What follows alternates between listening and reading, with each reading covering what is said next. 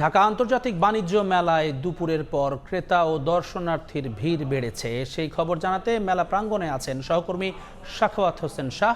সরাসরি যাচ্ছি তার কাছে। বাণিজ্য মেলার কিন্তু আজ ষষ্ঠ দিন এবং ষষ্ঠতম দিনে এসেও মেলায় কিন্তু ক্রেতা দর্শনার্থীদের সংখ্যা ধীরে ধীরে বেড়েছে। সকাল থেকে দর্শনার্থীদের সংখ্যা তুলনামূলক কম থাকলেও বেলা বাড়ার সঙ্গে সঙ্গে এই ক্রেতা দর্শনার্থীদের সংখ্যা কিন্তু বেড়েই চলেছে।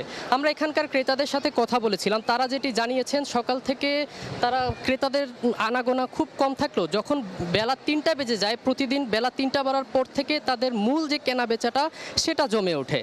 মেলায় এবার দেশীয় পণ্যের পাশাপাশি বিদেশি বিক্রেতারাও এসেছেন, তবে দেশীয় পণ্যগুলোর দিকেই এখানকার ক্রেতাদের চাহিদা তুলনামূলক বেশি বলে তারা জানাচ্ছেন। তারা বিক্রেতাদের সাথে কথা বলছেন, জানার চেষ্টা করছেন কোন পণ্যটির কি দাম এবং তাদের সামর্থ্য অনুযায়ী তাদের পণ্যটি তারা নিয়ে যাচ্ছেন এবং সেই চিন্তাটি মাথায় রেখে বিক্রেতারাও কিন্তু এবার সেই তাদের কাঙ্ক্ষিত পণ্যটির অনুযায়ী বিভিন্ন ধরনের ডিসকাউন্টের ব্যবস্থা করেছেন।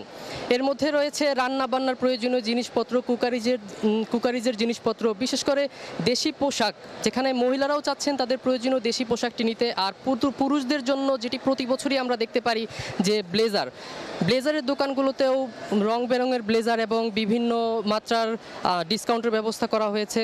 তারা বিভিন্ন ধরনের ডিসকাউন্ট দিচ্ছেন।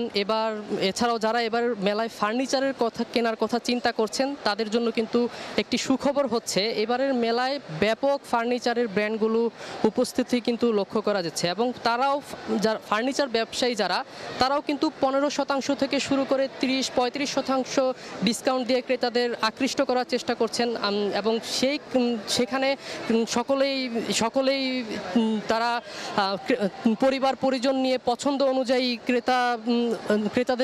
বিক্রেতাদের সাথে পছন্দ অনুযায়ী কথা বলে নেওয়ার চেষ্টা করছেন।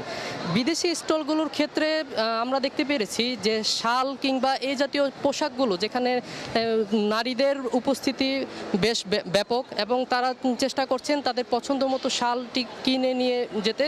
আর এক্ষেত্রে কাশ্মীরি শালগুলোর ক্ষেত্রেই ক্রেতাদের কিন্তু আগ্রহটা খুব বেশি।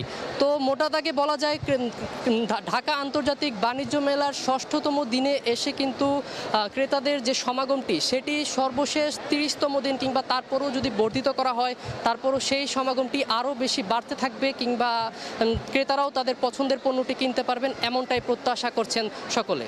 তো এই ছিল ঢাকা আন্তর্জাতিক বাণিজ্য মেলা থেকে আমার কাছে থাকা সর্বশেষ। ঢাকা আন্তর্জাতিক বাণিজ্য মেলা থেকে যুক্ত হয়েছিলেন সহকর্মী সাখাওয়াত হোসেন শাহ।